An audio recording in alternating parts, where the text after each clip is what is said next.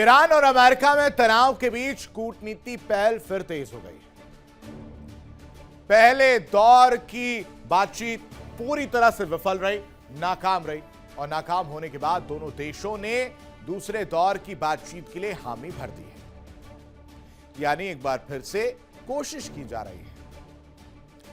एक बार कोशिश की गई, 21 घंटे तक बातचीत चली जिसका कोई नतीजा नहीं निकला और एक बार फिर से पहल की गई है। कहा जा रहा है कि चलिए एक बार फिर से कोशिश करके देख लेते हैं, शायद बातचीत बन जाए तो यह समस्या का समाधान हो जाएगा। ऐसा माना जा रहा है कि ईरान अमेरिका जल्द ही फिर आमने सामने बैठ सकते हैं। दूसरी तरफ ईरान की सरकारी प्रवक्ता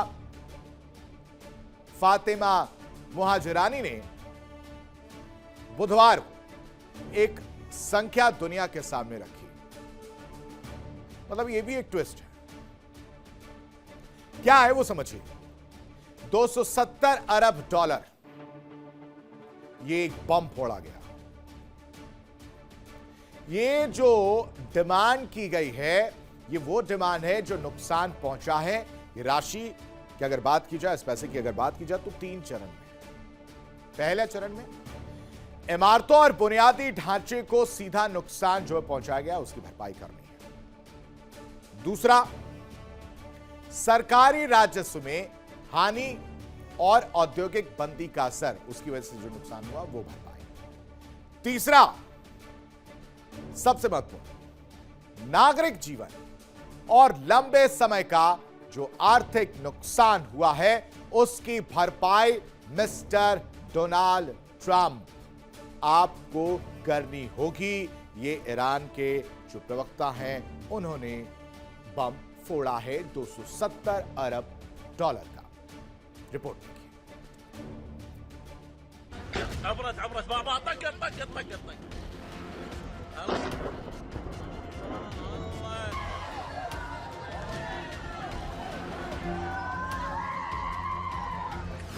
जंग की नई भाषा, ईरान ने मांगा मुआवजा। $270 का बिल थमाया, रकम दो नहीं तो होगा हमला।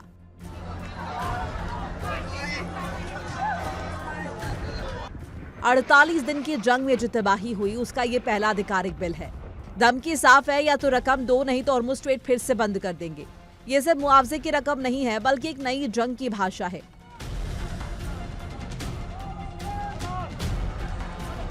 अट्ठाईस फरवरी 2026 की रात अमेरिका और इजराइल ने ईरान पर अटैक किया। शुरुआत ईरान के परमाणु साइटों, तेल गैस संयंत्रों और सैन्य ठिकानों से हुई, लेकिन सबसे दर्दनाक घटना हुई ईरान के दक्षिणी शहर मेनाब में, जहां के शाजरा तैयबा प्राइमरी स्कूल पर एक अमेरिकी मिसाइल गिरी। एमनेस्टी इंटरनेशनल की मार्च 2026 की रिपोर्ट के हिसाब से इस हमले में 100 से ज्यादा बच्चे मारे गए।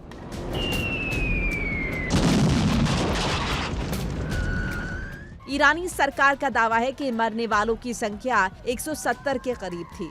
संयुक्त राष्ट्र के जानकारों ने इस हमले को बच्चों पर एक गंभीर हमला बताया। अमेरिकी डेमोक्रेटिक सांसदों ने ट्रंप प्रशासन से जवाब मांगा, लेकिन कोई जवाब नहीं आया।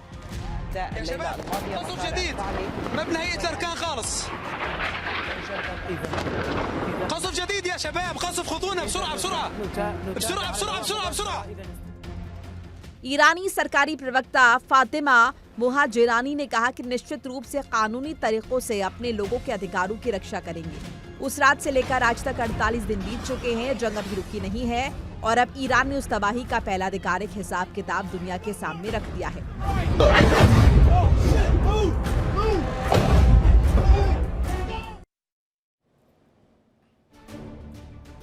और इस बीच बड़ी खबर, इजराइल लेबनान को लेकर डोनाल्ड ट्रंप का बड़ा बयान सामने आया है।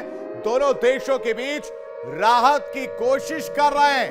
दोनों नेताओं के बीच बातचीत काफी समय जो है वो बीत चुका है और करीब 34 साल से दोनों नेताओं ने कोई बातचीत नहीं की है।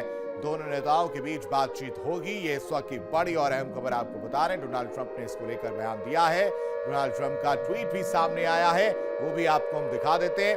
क्या कह रहे हैं वो समझिए।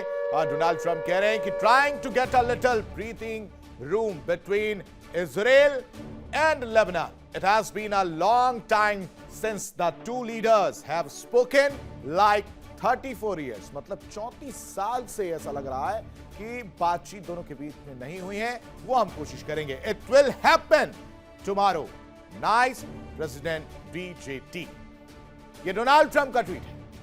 कोशिश कर रहे हैं कि बातचीत हो जाए और जो परेशानी है वो देखने को ना मिले। लेकिन इस बीच एक और बड़ी खबर आपको बताते हैं। इस वक्त की एक और बड़ी खबर सामने आ रही है, वो है कि किस तरह से वर्ल्ड वॉर में हम अगर बात करें तो डोनाल्ड ट्रंप लगातार क्यूबा को लेकर बयान देते हुए नजर आ रहा है। अमेरिका क्यूबा के तनाव के बीच ये बयान, जिसमें क्यूबा में यूएस सैन्य ऑपरेशन तेज करने की तैयारी अमेरिका करता हुआ नजर आ रहा है। इस वक्त की बड़ी खबर है, पेंटागन के नेतृत्व में योजना यानी प्लानिंग जो इस वक्त चल रही है।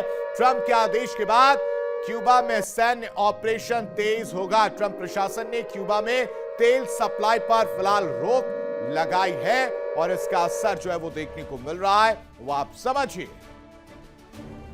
एक तरफ डोनाल्ड ट्रंप का यह ट्वीट लेबनान और इजराइल को आमने सामने लाने की कोशिश, ताकि जो हमले हो रहे हैं वो ना हो, एक रास्ता निकले। लेकिन सबसे जरूरी बात चाह की है, इच्छाओं की है।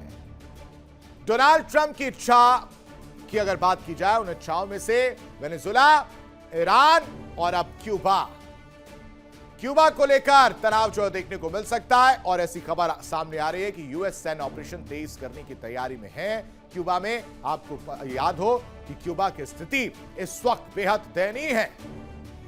वहां पर अंधेरा छाया हुआ है, कोई पेट्रोल की सप्लाई नहीं हो रही है क्योंकि अमेरिका ने सैंक्शन लगाया हुआ है। अब थोड़ा सा आपको उस बिल के बारे में भी बताते हैं जो ईरानी प्रवक्ता के द्वारा दिया गया है, यानी 270 अरब डॉलर का जो बिल दिया गया है। ट्रंप तबाही का हिसाब किताब डोनाल्ड ट्रंप को भेजा गया, लेखा जोखा 3 हिस्सों में। 270 अरब डॉलर का वॉर बिल जो थमा गया है और कहा गया 48 दिन की जंग का, मतलब 30 से 40 दिन की जो जंग है उसके आकलन की अगर हम बात करें वो किया गया। और 3 हिस्सों में नुकसान इंफ्रास्ट्रक्चर की बात सामने आई। सरकारी राजस्व घटा है, तेल गैस संयंत्र पूरी तरह से तबाह हुए हैं, स्टील पेट्रोकेमिकल प्लांट जो थे वो ठप पड़ चुके हैं, बिजली घर हो, पानी यानी वाटर प्लांट हो, वो सब निशाने पर आए, हॉस्पिटल, स्कूल्स, हजारों घर तबाह हो गए, ब्रिज और रेलवे नेटवर्क पूरी तरह से ध्वस्त हुआ है। और सबसे दर्दनाक हमला स्कूल पर मिसाइल हमला था, जहां पर बच्चों पर गंभीर हमला किया गया था, जिसकी तस्वीर लेकर बातचीत के दौरान गए थे एरोप्लेन में। बच्चा उनकी तस्वीरें रखी गई थी जब पहले दौर की बातचीत करने के लिए जाना था। बच्चियों की मौत पर लगातार मैसेज देने की कोशिश की गई थी, अंतर्राष्ट्रीय स्तर पर सवाल पूछने की कोशिश की गई। और यही नहीं दर्शकों, आसमान से भी तबाही देखने को मिली। तबाही जो है बरसाई गई। 60 विमान सेवा से इस वक्त बाहर हो गए, 20 पूरी तरह से नष्ट हो गए। सिर्फ 160 विमान बचे हैं, जिसमें एयरलाइंस को करीब $190 मिलियन नुकसान होता हुआ नजर आ रहा है। और इन्हीं सब चीजों का लेकर एक बिल फाड़ा गया और कहा गया कि इसका हिसाब करिए। उसके बाद दूसरे दौर की जो बातचीत का आप जिक्र कर रहे हैं वो देखा जाएगा। सारी कहानी घूम फिरकर स्ट्रेट ऑफ हॉर्मुज पर आ जाती है। स्ट्रेट ऑफ हॉर्मुज इस वक्त सबसे बड़ा हथियार बना हुआ नजर आ रहा है ईरान के मद्देनजर। देखिए इंडिया डेली 24/7 अब आपके स्मार्ट टीवी पर। इंडिया डेली मौजूद है सभी डिजिटल प्लेटफॉर्म पर लाइव और लगातार। इंडिया डेली 24/7 हर दिन राष्ट्र को समर्पित।